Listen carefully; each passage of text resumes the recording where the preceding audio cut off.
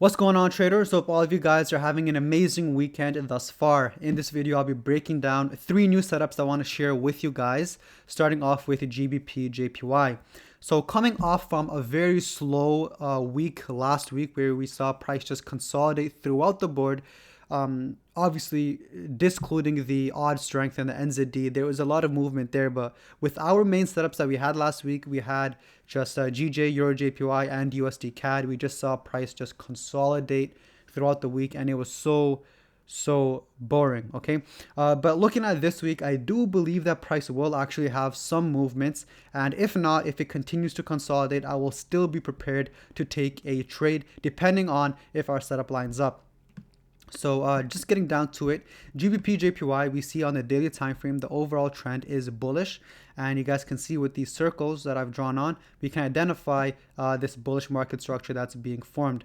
Once we formed this higher high right here, we had a huge bearish push towards the downside, showing us that there's a lot of bearish momentum. But after these 3 candlesticks, we saw price starting to consolidate and starting to move sideways.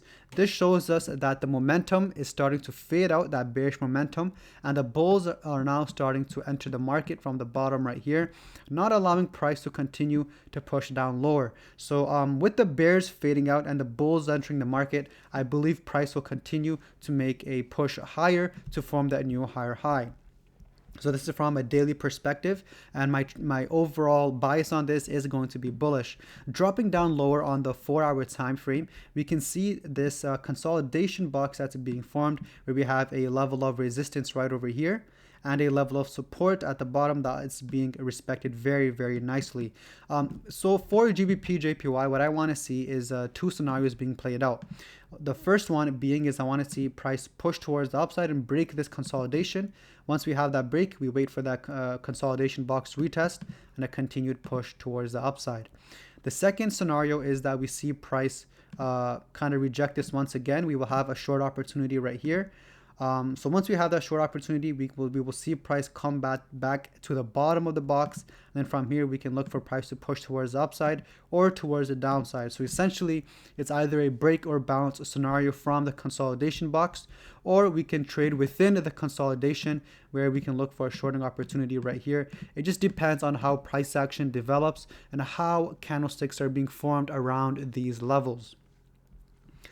So if price does happen to go in line with my overall bias, which is bullish, we will then be looking for a trade somewhere around here. So this is a nice level of support resistance. So you guys can see resistance acted as a level of, price acted as a level of resistance right here. And then we had a level of support. So our take profit will be around 90 pips. And our stop loss on this will be somewhere around here, giving us a nice 1-to-5 or even a 1-to-4.5 risk reward ratio. Okay, we can even make it a 1-to-4, and it will still be a very nice trade. So this is if price pushes towards the upside. If price happens to break towards the downside, it's a very similar situation. We'll be waiting for that break retest, and our take profit will be around 85 pips, and our stop loss can be somewhere around here, giving us a nice 1-to-4 or a 1-to-3.5 risk reward ratio. Obviously, this varies and depends. The risk reward ratio depends on how price action develops. Okay, guys, so this is GBP JPY. Let's move on to our second setup.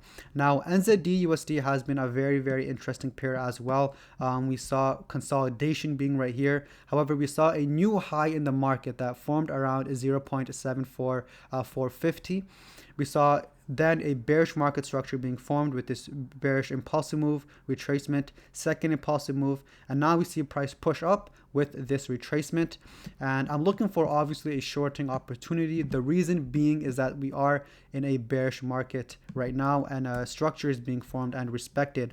Now we can also add on a fib tool from the high of the impulsive move down to the low, and we can see that the 71%, which for those who know how I use fibs, this is my entry fib right here, but however we can see a rejection occur, and this is a nice rejection as well. So when we have a bullish candlestick and then right after we have a bearish candlestick follow through, we usually, more often times than not, we will see price follow the most recent candlestick, and you can see examples of this scattered throughout the forex market, and I can show you guys right here just an example where we have a bearish and then a bullish, and we see price push up again right here, a bullish and then a bearish, and we see price push down again right here, bullish, bearish, and then bullish, and we see price push up. So we see this littered across the forex price charts. Now for this, I want to see price do something very nice. So I went down on the 4-hour time frame. I went on the line chart to just kind of help me identify if there's a key level anywhere, and I saw this level of support resistance. Now you guys can see how we had a bearish push right here, acted as a level of support. We broke below resistance, we broke back above support, and then these right here is acting as a level of support as well, and now we see price acting as a level of support here as well. Now, with that being said, I want to see price push towards the downside, following from this rejection. I want to see price have a strong bearish push, then a retest right here.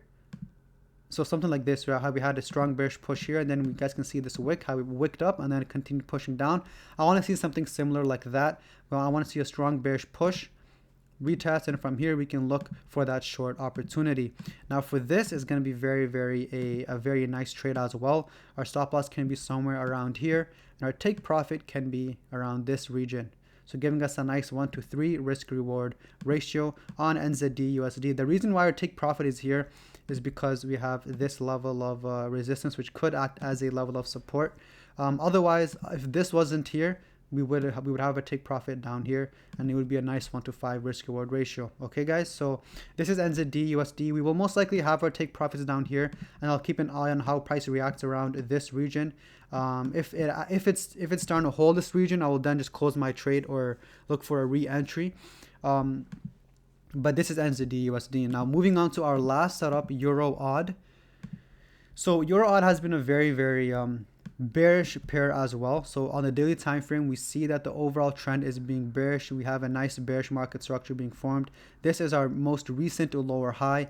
Price fails to create a new lower low, and then now instead we just see prices now starting to being squeezed in with this chart pattern here, a triangular chart pattern where we have a level of resistance right here and a ascending trend line. It's basically a counter trend line on the overall trend of the overall trend, which is bearish.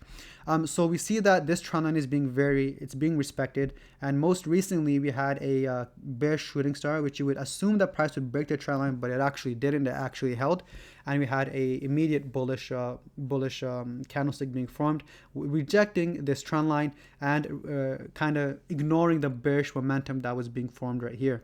Now what I want to see on EURAUD, obviously I'm going to be bullish on this.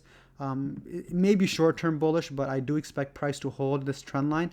What I want to see is price have a strong bullish push, and then a retest from this level of support, and then we can look for our buy trade somewhere around here.